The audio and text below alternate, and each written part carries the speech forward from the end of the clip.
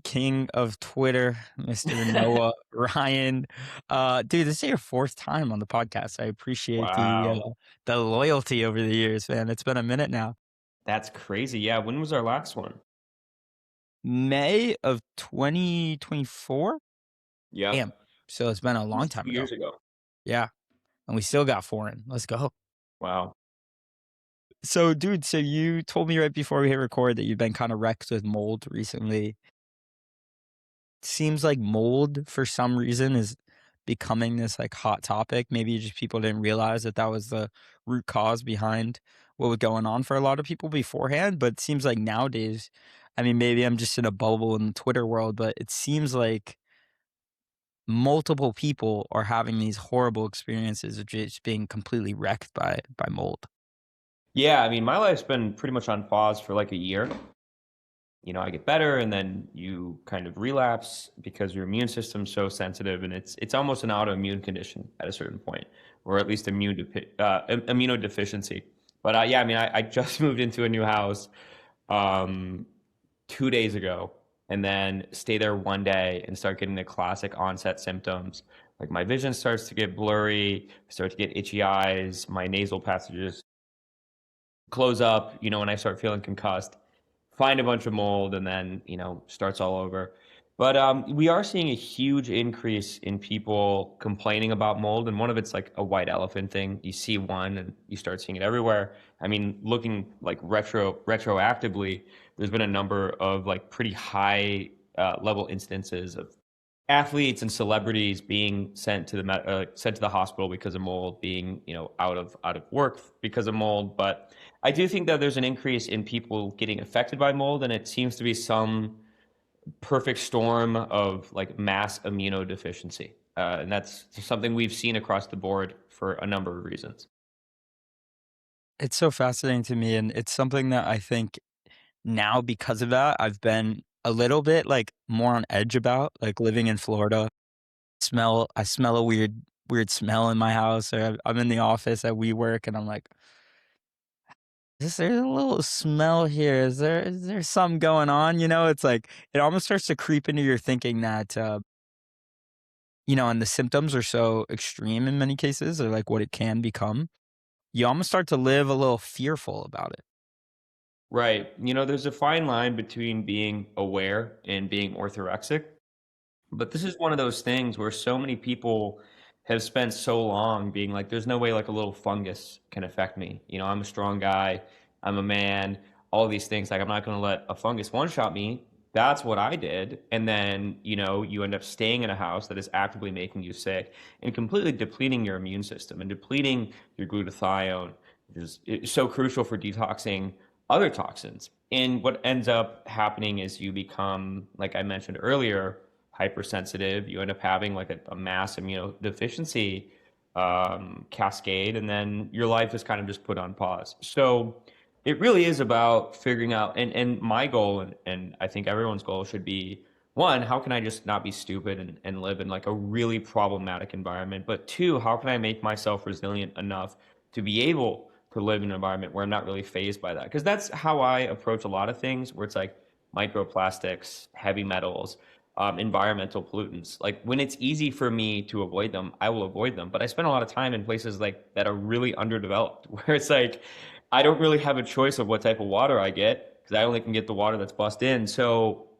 you want to become resilient. The problem with mold is a lot of people have genetic predispositions that make them hypersensitive regardless. It's like a genetic variant, HLA-DR, where essentially you don't have the password for the system that would accurately target mold in your system, right? So if you think of like it's like a THAAD missile device, and you don't have the password to shoot down these incoming missiles, so your defense system, your immune system, results to just buckshotting everything, to just going and releasing these inflammatory cascades everywhere, which is just attacking yourself, and it's depleting all of your ammunition reserves, leading you to be totally susceptible to not just mold, but any other organisms as well, like Candida, like H. pylori. Heavy metal accumulation seems to occur as well, possibly due to nutrient deficiencies caused by mold. It's all very poetic. It's all very. It's funny how similar it is to Like biological warfare is very similar to, human warfare. Yeah, it is quite crazy. Do you feel like, supplement stack wise, there's things we can do, or I guess even outside of supplement, lifestyle wise as well, to just like be on top of it if we're not somebody who's like actively experiencing symptoms, but we're in Florida or any of these other places that are like a humid environment? Totally. Remember, like I said, not everyone's going to be affected by mold the same. I have a genetic predisposition to have very low alpha melanocyte stimulating hormone levels, and that's one of my primary immune cells, right? That's one of my primary immune hormones, immune peptides, and that makes me really susceptible to things that weigh on my immune system. And it's similar with glutathione. A lot of people have like a some sort of hindrance in their glutathione system. So they need to be more cognizant. They probably know who they are because flying may impact them more heavily. Certain things that other people can do may impact them more significantly. In terms of what you can do preemptively, because preemptively is very different than if you're actively dealing with mold. The most important thing is just making sure that your house isn't too humid. Making sure that you're not creating a breeding ground for mold. Now, the problem is because like I said, I've lived in like full blown tropics for years. I've been living in places like Thailand, like Mexico. I mean, this is what should be mold central. But the difference there is in the United States, we use drywall a lot more. We use wood a lot more for our houses. We leave these building materials outside before we build them, so we're starting off a bad on a bad foot. Our plumbing is a lot more intricate, but a lot less integral. So we have a lot more water damage incidences. And then additionally, the drywall that we use, it's usually this form of drywall that we get in bulk from China that has a lot of starch residue in the paper lining between the drywall. So we live in a mold haven. There is some research showing that electromagnetic frequencies, specifically the ones emitted by Wi-Fi, 2.4 gigahertz and 5 gigahertz, it does seem to have an epigenetic effect on fungus. And we know this about yeast. Yeast grows, I think the study, don't quote me on this, but the study was like the yeast growth rate was like 600 times or 600%. Those are two very different things. I was on mold when I read the study. So Dr. Klinghardt was the one that actually has been popularizing the study, but it increases the growth of these fungus. And there seems to be some indication that electromagnetic frequencies, non-native EMFs, the ones that we are exposed to, do seem to make fungus, mold in particular, more virulent and more dangerous in the mycotoxins that they release. It increases the release of mycotoxins. And I believe that was where the statistic came in. There was a significant increase in mycotoxins, which are the toxins that affect humans, when these mold spores were exposed to electromagnetic frequencies. It's almost like, it's creating a change because the organism is under stress. And it's like we need to become more violent. We need to protect ourselves more because that's ultimately what mycotoxins are. They're a way for mold to protect themselves, no different than lions have teeth and sharp claws to protect themselves, and plants, and poison ivy has poison, snake has venom, spinach has oxalates. These are all to protect themselves, and that's all they're doing is they're trying to survive. They're trying to weaken you, the host, so that they can colonize you, and so that you don't kill them. And when you're exposed to it, you really realize like, wow, these are smart organisms because I can't do shit right now. I can't even get out of the house, and that's a huge problem. Whew. It is no joke out here, man. It is crazy. I mean, I've been helping this mold doctor out. Like he's like a functional medicine practitioner that specializes in mold. I've been helping him out with a few different things. And some of the case studies that like we'll just talk about with people that he's been working with, it is life like ruining for pretty much everybody who gets like one shotted by this thing. Yeah, it is. And like I said, my life's pretty much been on hold for almost a year and a half now, because I just can't get away from it, and until you are able to re-regulate your immune system and your nervous system, you're going to be hypersensitive if you reach that threshold. So I'm just unfortunately in a state where I'm hypersensitive, and re-exposure, it stops all the progress. But going back to what we were talking about earlier with, what can you do? And before we talk about what you can do, let's just diagnose the problem. we went like everyone's like, oh, well, mold's existed for millennia. It has, right? Like fungus has existed for millennia. I mean, so has staph, right? But the staph that we're dealing with right now, which is MRSA, antibiotic resistant staph, it's evolved over time, just like how humans have evolved over time, right? Like you can't compare a human with a gun to a human with a javelin missile, right? Like those are different threats. So that's a factor there. These mycotoxins, or excuse me, these mold fungus, they evolve rapidly, and they've evolved to become more damaging and more, you know, they're just better at surviving and unfortunately beating their hopes. But secondarily, we have not lived a primarily indoor lifestyle up until the advent of air conditioning, right? So at any point in time, you would always have open airflow. So the ability for an environment to be hospitable to mold was significantly reduced. Additionally, we use different building material, right? Even the Romans were aware of mold and mildew growth, so they used marble in their spas as opposed to other material that's maybe more porous. And then on top of that, you have the fact that, we are dealing with some level of immune system overload and detox overload, right? Like you would be able to manage a little bit of mold exposure when mold exposure was your primary toxin vector. But now mold is just an ingredient in a cocktail of environmental toxins that are, synergistic in a lot of ways. So not only are we dealing with mold and mycotoxins, we're dealing with aluminum, we're dealing with glyphosate, we're dealing with other metals like cadmium and arsenic. We're dealing with microplastics. And unfortunately, the detox system that we use to mitigate mycotoxins is the same detox system we use for all of our toxins, for the most part.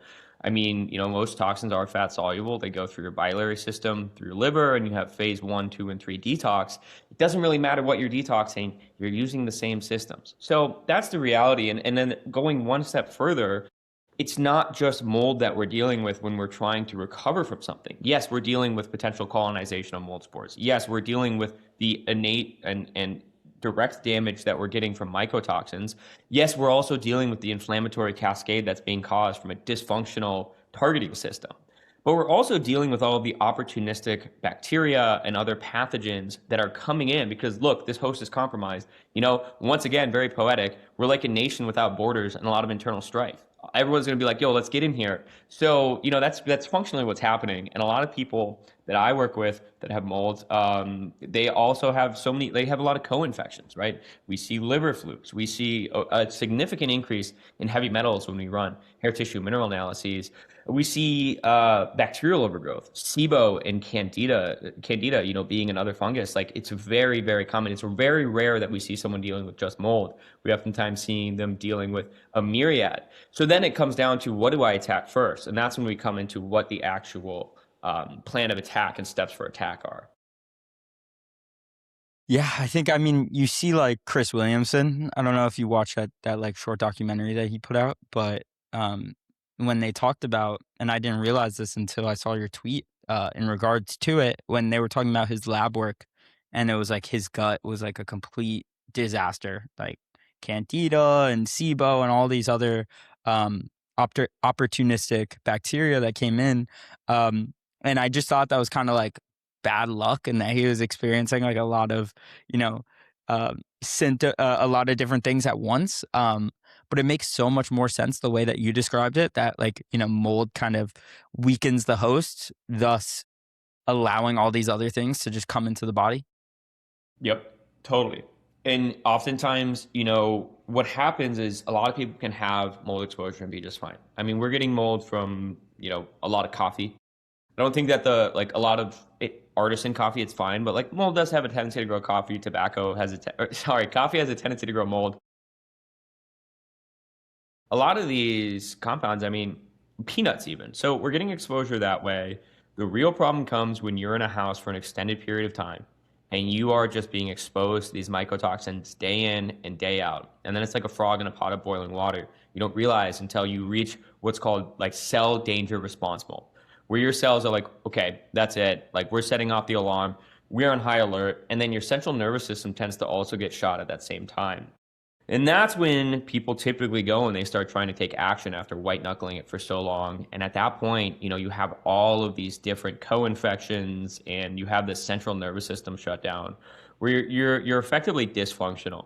And then once you're at that point, it's hard to identify what to do first and to identify the chicken or the egg. A lot of times people will get that feedback. I mean, I did, and I'm like, uh-oh, heavy metals, you know? So then I'm in a moldy environment trying to address heavy metals.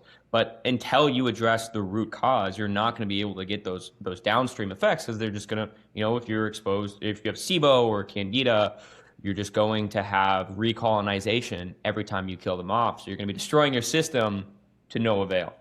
Hmm. And so how do we know, like, if we're not in the cell danger response yet, like, what are some of those signs and symptoms that might appear before they become, a significant burden or something, before that cell danger response gets triggered? Right. So the problem with mold is that it has a lot of overlap with other symptoms from other illnesses or ailments. Because in reality, if you're dealing with a toxin and your body is creating an inflammatory cascade, it's going to affect every single enzyme, every single mechanism, and functionally every single organ and cell system in your body. So, like the side effects are so expansive and so you know this that it's hard to identify. I mean, for me, that was one of the things. It's like, okay, well, I'm having this anxiety every morning when I wake up. Yeah, I'm having night sweats. I'm not sleeping well. I'm sleeping 12 hours a night. My joints hurt. My recovery is really bad. I don't really have any energy. I'm wired but tired. I feel like I have a concussion. That's really the primary thing. I felt like I had a concussion all the time. I'd go into a room. I'm like, why am I here? I would try to have a conversation and I'd forget what I was saying. My girlfriend would ask me something and I would get frustrated with myself because she would ask me a simple question and I couldn't answer it. So that's really what happens when everything is inflamed. And like I said, your immune system is just taking like a saw gun and just going ham on your entire system, trying to kill this little pervasive mycotoxin or excrete this little pervasive mycotoxin. And it's like, I love the war analogies. I think it's very, very timely. It very, Um, very much is. yeah, How did but that go Oh, ahead. continue. Sorry to cut you off, continue. I was just saying the symptoms are broad and expansive. What I try to look for when I'm talking to people is overlap in seemingly unrelated symptoms. So, can we correlate the physical symptoms with the psychological? A very common first effect that some people get, not all, but some, is they'll get constriction of their airways, which is really common. You're gonna have a hard time breathing. You're gonna feel constricted here. For me, the way that I know is that my nasal passages they fog up immediately. Another one is lymphatic stagnation. So if I go and I look in the mirror and my face is all puffy and I look hungover, I'm like, yeah, that's mold. So I look at overlap with that and with the cognitive symptoms. The cognitive symptoms being that I lose all focus on what I'm doing, both in the present moment and long term. It's very. If anyone's ever gotten a concussion, just imagine a concussion because that's functionally what it is. Like mycotoxin exposure is mimicking traumatic brain injury. So I just look for overlap of those symptoms. Everyone's going to have different flagship symptoms, but just find what your flagship symptoms are and then use those as your North Star heuristic of whether or not you're dealing with something. For you, like, I mean, you're somebody who, we've had many conversations before, and you're somebody who, like, anyone can have a conversation with and leave, very impressed by your articulation, the way you put together ideas and thoughts, and um, being someone that is so that thinking clearly is so integral to, like, who you are as a person. Has that fucked you up at all in terms of just, like, the mental health of all this shit? Because it's a physical symptom, but then there's also, like, I have feeling like you have a concussion at all times. Like, it's a scary thing. It's almost like, you're experiencing these, like, major neurological issues as well. It's scary stuff. Yeah, that's the hardest part by a long shot. I'm okay with the fatigue. I'm okay with the headaches. I'm okay with like the aches. I'm okay with losing all my muscle and gaining fat. I'm okay with like my testosterone being tanked. But what I'm not okay with is being unable to write or read. I'll go and I'll sit down to try to just do a to-do list and I'll just draw blanks. I'll go and I'll try to do a voice note and I'll just have to delete it immediately because I'm not able to formulate a proper sentence. I haven't been able to write. So that's the biggest thing for me is like you realize like you take that away and you realize what's most important to you as well. And the inability to express myself has been by far the most difficult thing. The inability to express myself, the inability to entertain new ideas, it's just been very difficult. Definitely the hardest part, and the part that I'm most fixated on getting back. Just the most important. I'm sorry to hear that, bro. That's Um, how do you feel right now? Well, I just moved into a new house, and like I said, major mold. And it kind of one-shotted me again. I slept one night, 12 hours of sleep, and then just I got hit with the heart because I was looking around for it. So you're spurring up all these mycotoxins. So I just get like a full blow, like a full blow to my microglia. Um, So yeah, I mean, like pretty rough to be honest. I took a bunch of nootropics this morning so I can speak clearly, but pretty bad, unfortunately. So it goes up and down. I was just in Nevada, and very dry. The environment is very helpful. So I do plan on going and just spending some time in the high desert to re-regulate, and that's the most important thing. Is like I expect at one point I will be able to be exposed to mold and not have it be an issue. But right now, my immune system's just so compromised and so sensitive that any level of exposure, my body's going to go, set off the alarms. So with that said, with this mold experience, like, um, what would be your like 10 supplements outside of just like helping out with mold, just generally speaking?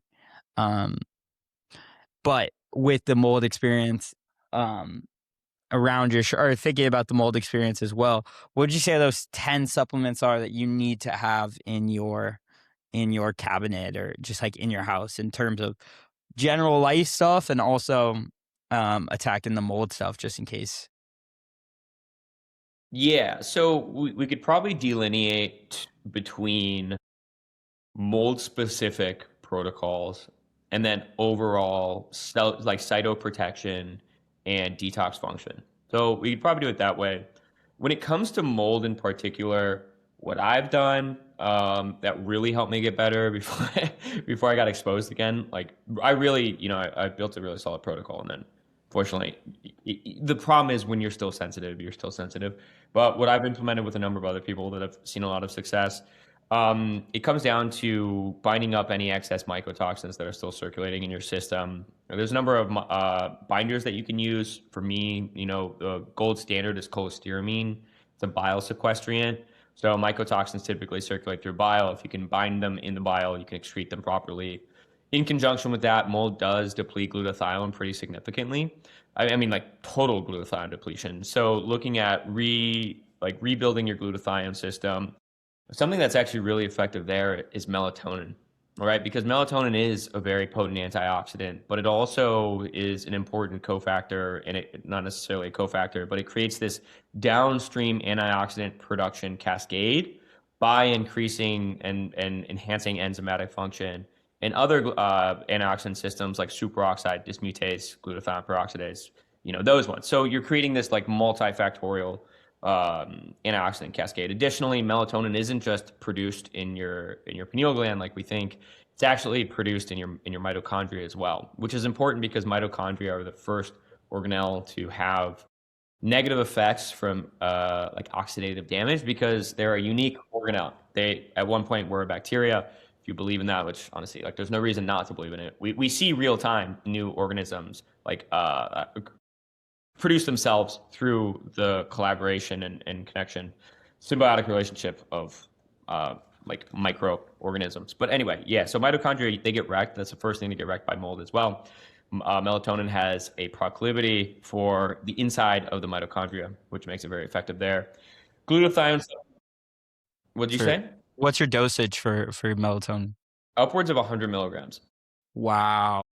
Yeah, I wouldn't recommend it for everyone, but there's actually a lot of great literature, and there's a lot of very intelligent people that are much smarter than me, that have found profound effects with melatonin. Once again, Dr. Klinghardt being one of them, but number of people. So melatonin is something that does seem to be effective, both daytime and nighttime. Um, Dosage, there's something around your microbiome and the bugs in your gut actually utilizing melatonin during the day, and then yourself and your cells utilizing it at night during night. I've done that. Haven't really noticed any significant side effects. Taper up to avoid drowsiness. But there's a book. There's a solid book on like high dose melatonin.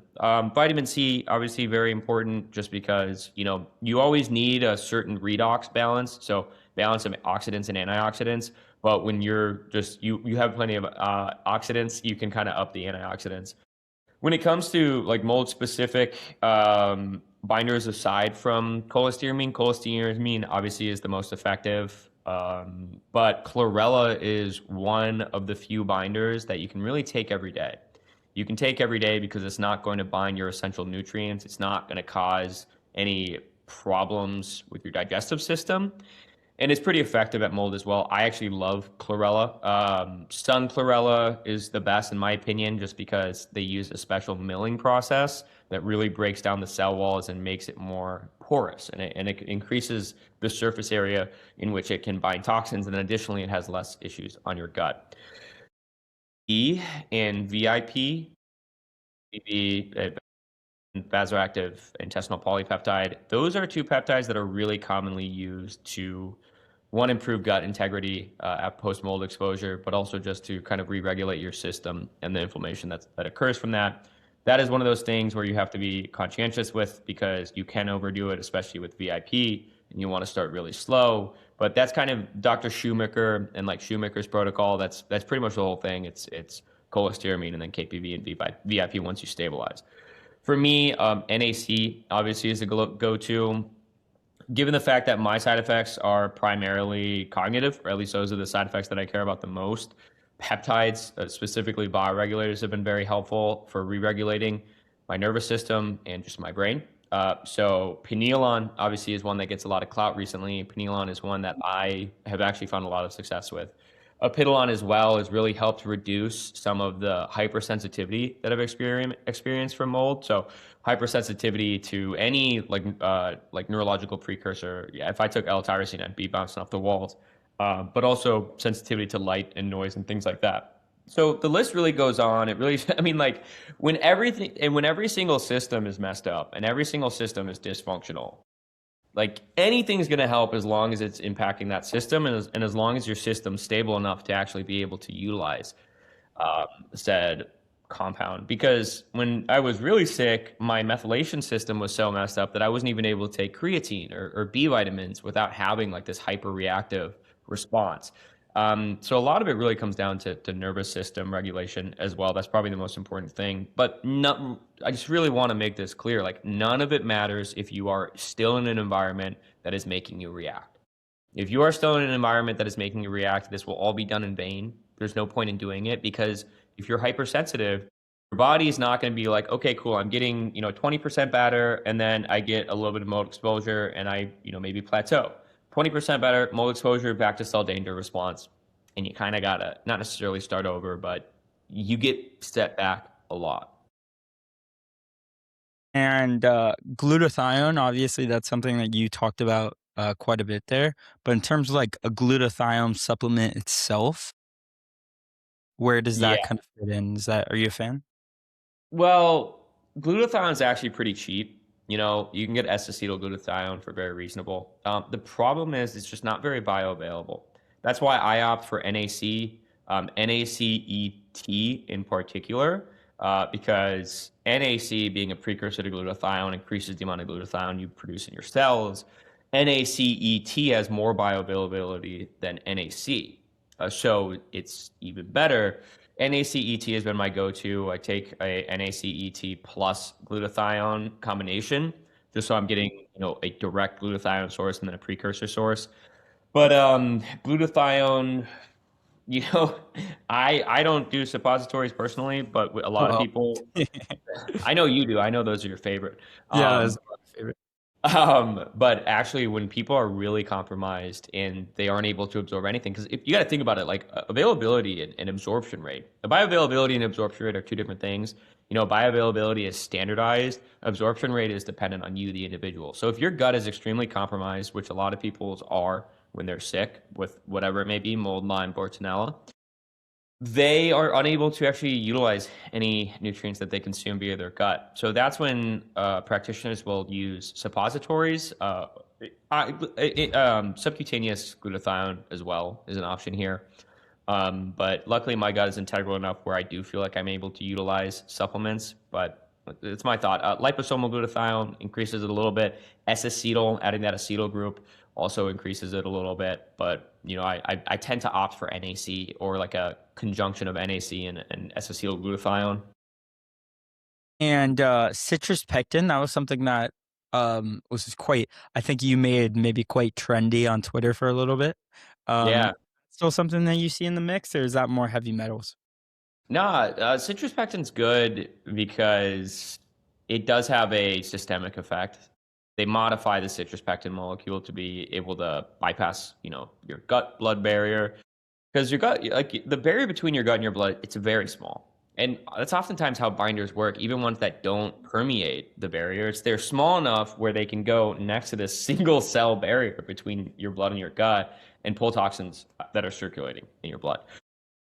Citrus pectin just has a more systemic effect. I like it. I actually do use it quite a bit. It's really expensive, you know?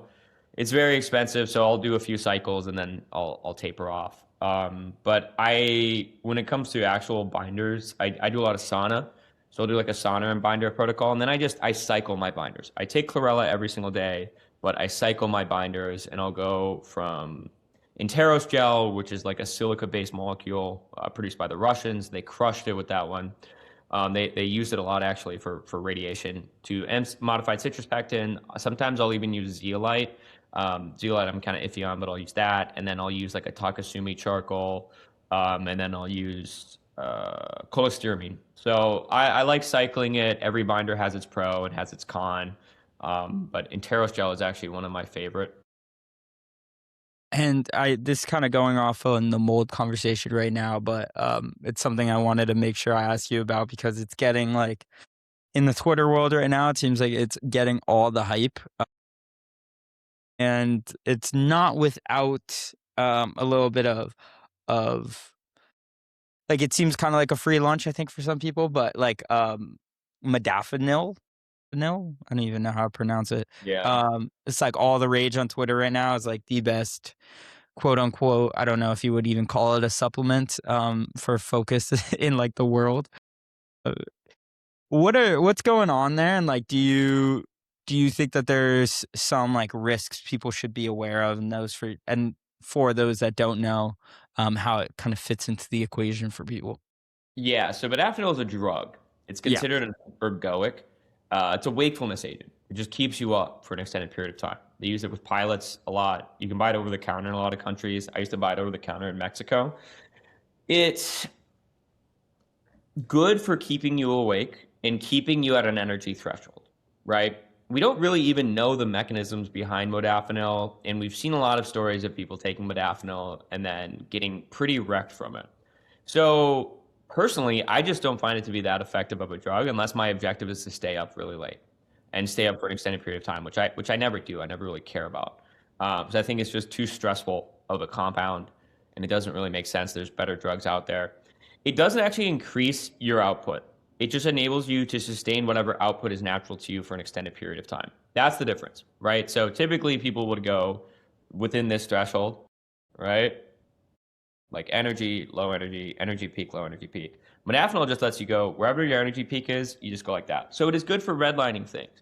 But for me personally, like I want something that is actually going to enhance one of my functions or my systems. It's going to enhance my creativity. It's going to enhance my mood. It's going to enhance my vibrancy. It's going to enhance my intelligence. It's going to enhance my focus or my reading comprehension or my verbal fluency. Modafinil, the juice isn't worth the squeeze for me personally. Like, would I use it sometimes if I enjoyed it? Yeah, but I just don't even enjoy it enough to utilize it. It's been something that's been around for a really long time too. But like in terms of compounds that are out there, yeah, it's good. It's fun. But it will increase your work output. I'm just, I'm not really like I was interested in it probably 6 years ago, and then it just didn't really pan out. Everyone's different though. Some people may just enjoy it. I would just say, look at some of the anecdotal reports.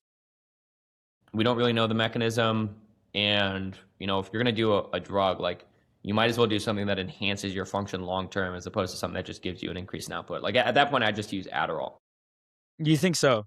Like, how would you compare Adderall to Modafinil in terms of the, like, side effect profile? Which one do you think is probably more?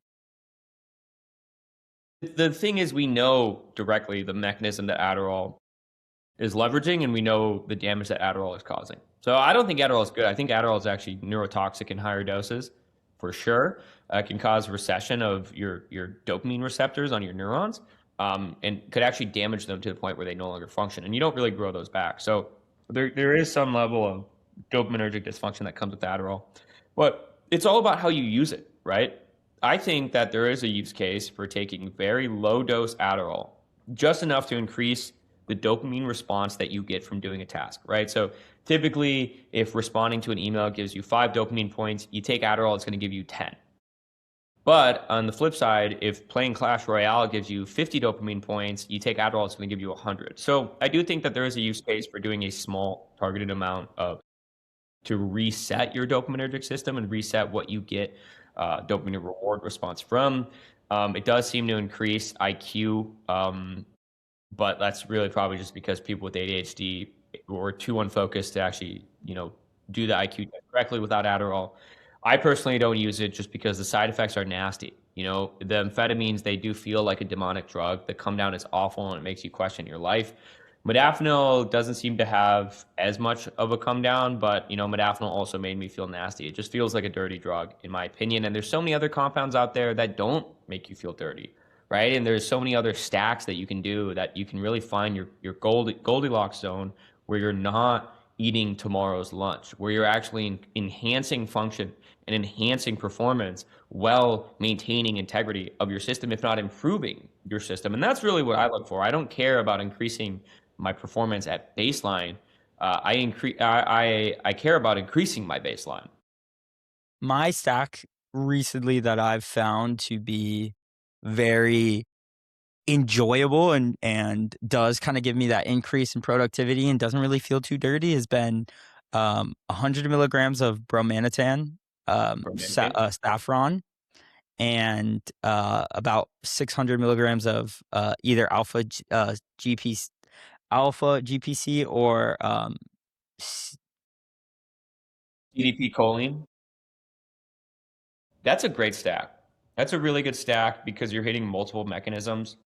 Bromantane obviously is a dopaminergic. And bromantane's a really interesting compound. I personally don't react super well to it, but that's also just because dosing is hard, and I am someone who has a very sensitive dopaminergic system.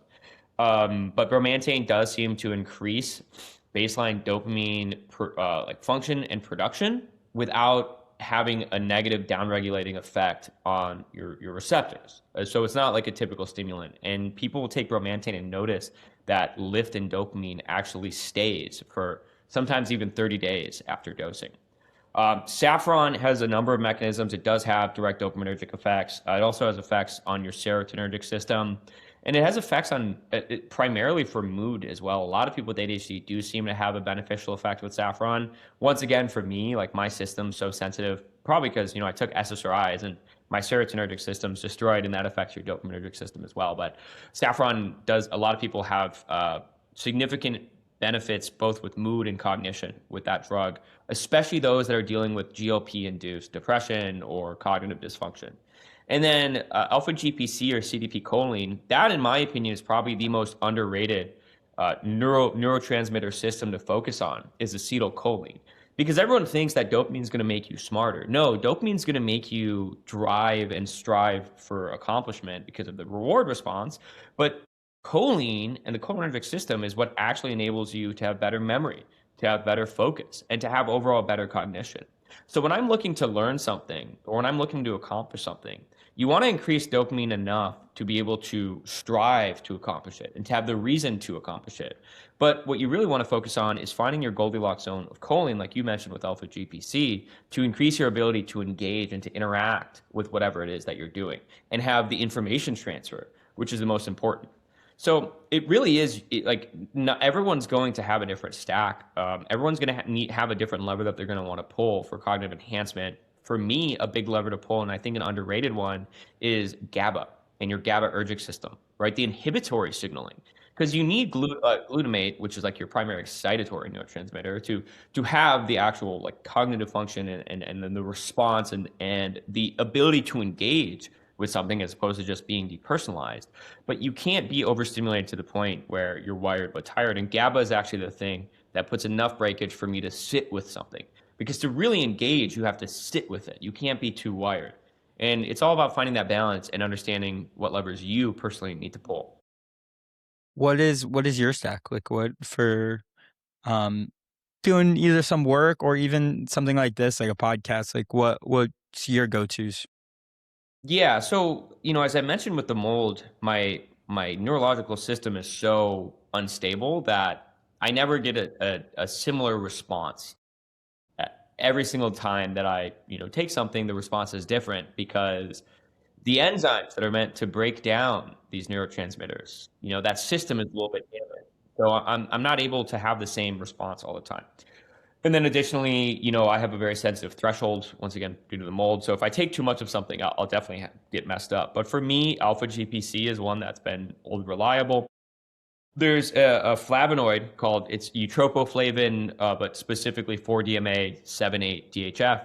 It's just a flavonoid. Yeah, that's probably my favorite compound. That's my favorite compound, especially as I've become more sensitive to stimulants and I've become more sensitive to, dopamine precursors or anything that impacts my methylation. So I actually love that compound. No come down. I actually get an afterglow effect. No overstimulation. It is somewhat stimulating, but within a very manageable threshold. And it feels very similar to like a psilocybin microdose. And it does have benefits in terms of neuroprotection. It's a very potent neuroprotective agent. I actually used it after getting concussion. So I do enjoy that compound, and a lot of times I'll take that compound in isolation sublingually, just because I don't really want multiple things in my system at that time. I am now at the point where L-tyrosine, specifically N-acetyl L-tyrosine, does do me really well. I won't be able to have caffeine with it, but that's just a direct dopamine precursor. It goes tyrosine, L-dopa, dopamine. So that's something that I enjoy if I'm looking to just get shit done. That if like I'm doing my taxes and I'm just trying to go, go, go. Alpha GPC, if I'm trying to do something like this and focus and have some sort of memory recall and be able to speak fluently. And then thiamine, actually, TTFD, if I'm looking to increase baseline dopamine and energy production, that's something that's very effective for getting me going. So it's some combination of that, always combined with caffeine, just because I like the ritual component of coffee. And then, NAC, oftentimes, if I'm feeling particularly groggy. Hmm. And one thing that I want to hit on because it's something that I think for both you and me, maybe during our college days, we used quite a bit. It's not something I'm a fan of anymore, and I know that you're not a fan of it anymore. But there's so many people that are a fan of it, and I feel like I had such an increase in quality of life when I stopped it, and that is marijuana, weed. Yeah. Talk to us about weed and kind of some of the dangers there and, your whole thing with weed. Yeah. So I am of the belief that weed has psychedelic like effects. Yes. And that shouldn't be controversial, but I say that. And I was like, no, it's not. It's a psychoactive. I'm like, take enough weed, it's a psychedelic, right? So the thing with weed is, as everyone knows, I mean, this is somewhat of a trope at this point, but the weed that we're smoking now is not the weed that was around during the 70s and during Woodstock, right? It's quite literally, it's been genetically modified for and selectively bred for, what now, 5 to 6 decades. So we have 6 decades of genetic modification for potency of a single compound, which is THC, right? Before the weed that we were smoking, THC was just one of the components. It was this broad array of cannabinoids, CBD, CBG, CBN, combined with terpenes like pinene, like linalool, like caryopylene. So all of these different compounds coming together to create an experience. And that experience, it balanced everything out. It's just like if you eat a seed, like a sunflower, not that big of a deal. If you have a bunch of sunflower oil, might be a bigger of a deal, because you are isolating a single compound and it's losing this matrix. So THC in and of itself, if we just want to talk about that, we're consuming, like Giga Gorilla Kush with like 8% THC. And that'd be one thing if you're doing it once to have a psychedelic experience, right? Like you do mushrooms once, okay, not a big deal. Probably actually, a lot of good insights can come from that. You do mushrooms every day, even if it's good for you, right? A lot of people are like, weed cures cancer. It's like, well, do you have cancer? Do you like chemotherapy is also a cancer treatment? Like, would you do it? I'm not even saying that chemotherapy is good. I'm just using it as an example. But like, weed is a sticky substance, right? Weed is a sticky substance, both literally and figuratively. A lot of people get hooked on it. And they use it every day. It's the only drug you see. Like, someone does coke and they're like, yeah, I do a lot of coke. I know it's not good for me. But fuck it. People will drink booze like, yeah, I gotta quit. I gotta quit. I know it's killing me. People do heroin and they're like, yeah, dude, fucking heroin's killing me. But people do weed and they're like, Yeah. nah, weed is life. So it has this sticky substance in the psyche where people take it and then it becomes their entire personality and they become personally offended if you try to bring up discussion around what effect it's having.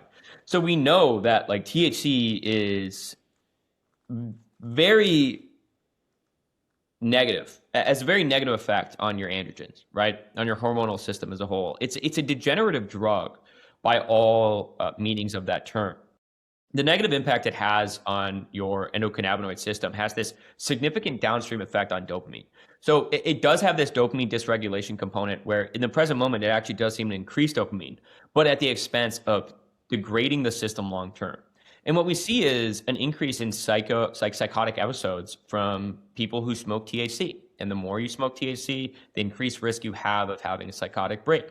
We do see that it does increase incidences of onset of schizophrenia. And a lot of this comes down to its negative effect it has on your dopaminergic system. So no matter what way you want to slice it, we know that THC is degrading the exact system that makes you strive for things and that makes you drive and that makes you have an integral worldview. We know that it's a very habitual drug. It's very habit forming. And we know that it degrades the same systems that it is impacting when you're high. So it increases your appetite when you're high. When you're not high, you can't eat. It increases your dopamine when you're high. When you're not high, you have no dopamine. It increases it has a regulating effect when you're high. Maybe it decreases anxiety, but the second you get off it, your anxiety goes through the roof. It's a sticky drug that doesn't really have a lot of benefits. The only benefits that it has is with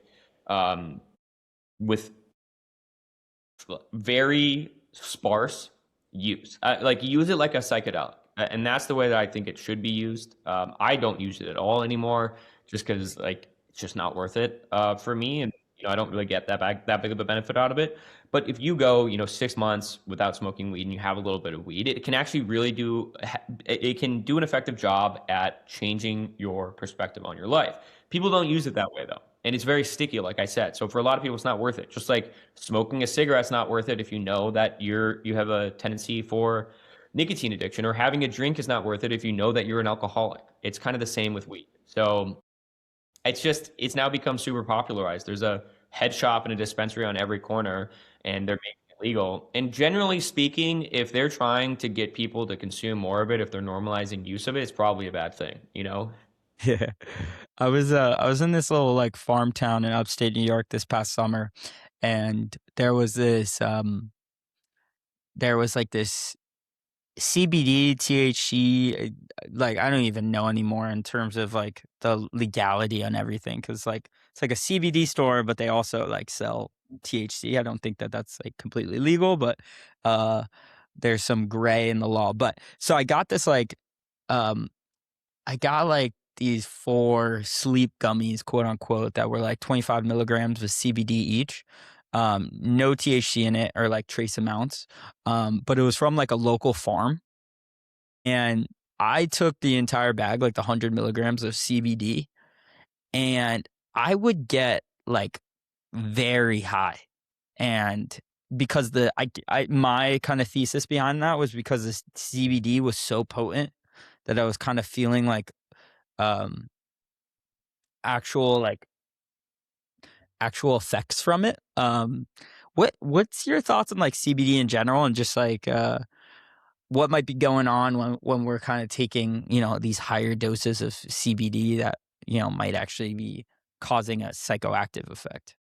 Yeah, so CBD actually seems to be antipsychotic, and it can actually counteract like the psychotomimetic effects of THC, which is like the problem because most people are standardizing for THC and not CBD. But CBD does seem to acutely decrease IQ, which can be good in some senses, and it does work through your endocannabinoid system, right? So it is CBD modulating brain decreases activity. IQ, you said? Sorry? You said CBD decreases IQ? Yeah. Yeah. Interesting. So like they give someone a drug and they make them take an IQ test and CBD makes you perform below baseline. But that's because it's a chilling compound, it's working through your endocannabinoid system. So the problem is full spectrum CBD does contain oftentimes trace amounts of THC within. So if you're taking a megadose of CBD, you're likely getting some amount of THC. But I mean, that's probably what you were experiencing. Once again, Yeah. like there's so many other compounds out there. Like CBD can be fun, I would say that. But if you're looking like this is the problem, right? This is the problem with a lot of drugs. This problem in particular with THC is they're like, oh, it helps me sleep. I'm like, there's 100 other things, and I do think that THC does it ruins the fine fabrics of your brain that let you entertain reason and nuance, and that's why every single person that's a pothead, you try to explain something to them, it's like explaining it to Neanderthal. Ask them how they would feel if they had breakfast yesterday, or if they didn't have breakfast yesterday, and they'll tell you they did have breakfast. So it does seem to just ruin the fine fabrics of your brain in a way that don't make it worth it. But at surface level, like THC helps me sleep, it helps me recover. I'm like, well, have you tried camphor and magnesium? It's like, yeah, Yep, no doubt about it. No doubt. There is a compounds are fun, dude. Compounds are very, very fun if you know what you're doing and like know a good stack. Like, I love that alpha GPC, saffron, bromantane stack. Like something like that for me gives me so much like enjoyment, almost like the same as like a cup of coffee. And yet you feel so sharp. And it's like it's a good loop. It's a good loop. yeah, people get butthurt about it because they have the naturalistic fallacy, but it really is modern day alchemy. When my first exposure to nootropics was when I was my primary care provider must have been getting major pushbacks because my doctor when I was a kid put me on SSRIs, put me on Adderall, and then I was on Accutane. So I was just getting wrecked with these drugs. And I was being told all these things like, oh, you need these drugs to function, yada, yada, yada. And then, I found ginkgo biloba and I found this herb, and I was looking into the research and the literature of this herb, and it's like it can increase your cognitive function. It can make you think sharper. I'm like, there's a natural compound out there that can make me think better. Holy shit! And that's just when I fell in love because it really is modern day alchemy. And here's the deal: like, yeah, in a perfect world, you wouldn't need any of these, but the cat's already out of the bag.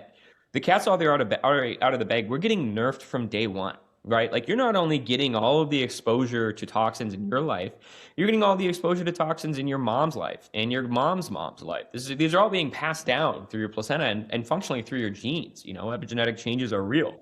So the cat's out of the bag. Honestly, you can make the argument that in order to get back to what like how we truly should function naturally, we need these compounds, right? Modern problems require modern solutions. Like if I didn't have 32 vaccines by the age of 2 and, have 5 rounds of antibiotics by the age of 4, we wouldn't need some of these compounds. But in order to get back to where we want to be, so be it. And I think additionally, it's like, what's like, what's the risk?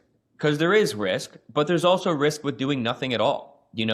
What's the risk of just continuing to subsist in an environment that's actively intoxicating you and damaging you? So it really just comes down to whether or not it's a game you want to play. And it's a game that I personally signed up for. And it requires a certain amount of diligence. You have to earn the right to experiment properly. Otherwise, you will harm yourself. You will. I probably harmed myself when I found out that ginkgo biloba and niacin is good for me, and then I took it every day for 8 months. That definitely gave me a lot of negative side effects. But I signed up for it, and I only really have myself to blame. And that's why every time that I explain things, like I really focus on the point of like, figure this out yourself. Don't take it frequently. Even now, like I take very small doses of things, and everything that I do is through a lens of what is the potential harm here. That would be a beautiful place for us to end this conversation, but I do have to ask you about one more thing, which is getting shredded. I am trying currently to get shredded, if you will. I'm down like probably like 9 pounds, I think. Um, and what I'm doing, and it's kind of contrary to what I've seen from you. So I was just curious to get your perspective on maybe some of the negative effects on this, and why a different approach might be better. But what I've been doing is I've been waking up pretty much fasting till about like noon, till about after this conversation, and then I'll have call it like 80 grams of just pure protein.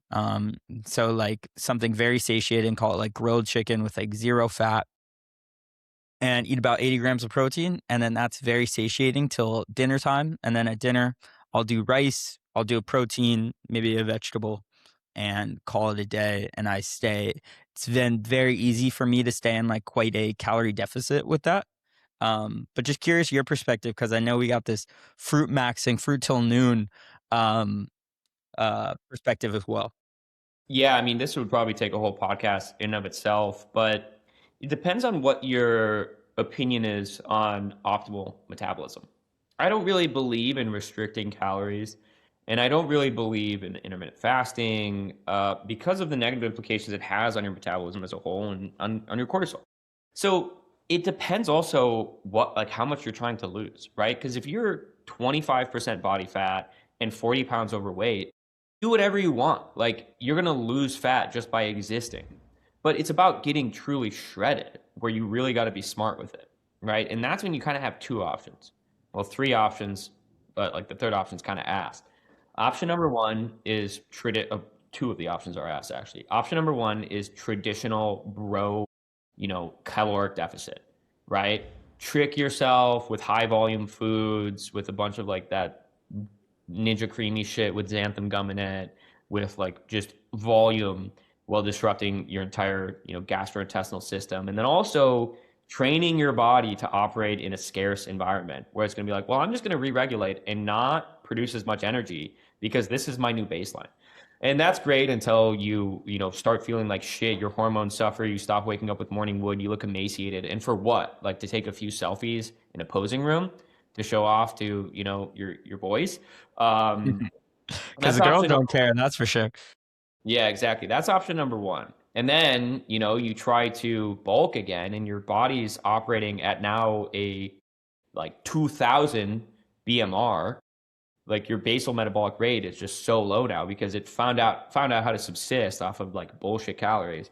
Number two is you go keto, you cut out all carbohydrates. Once again, your body goes in stress response. You lose all your hair. You start looking like a leathery bag.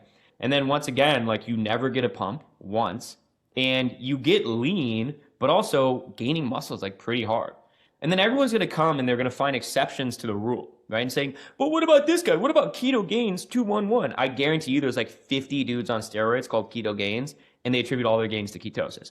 But that's just because, diet is the closest thing we have to religion. Talk to our boy Nietzsche.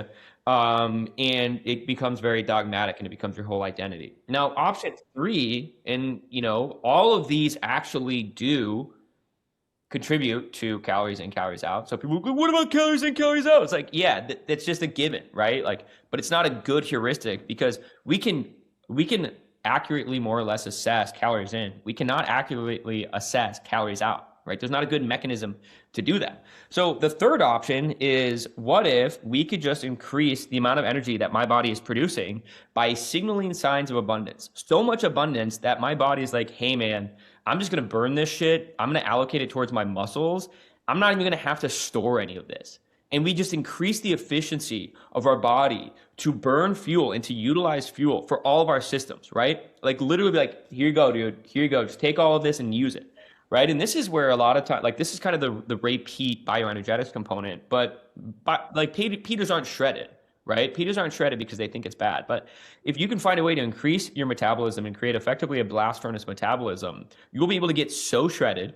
You'll be able to actually keep muscle and get crazy pumps and have a crazy amount of cognitive energy and physical energy. You're going to be able to improve your skin health. You're going to be able to improve every single system because you're actually giving your body what it needs.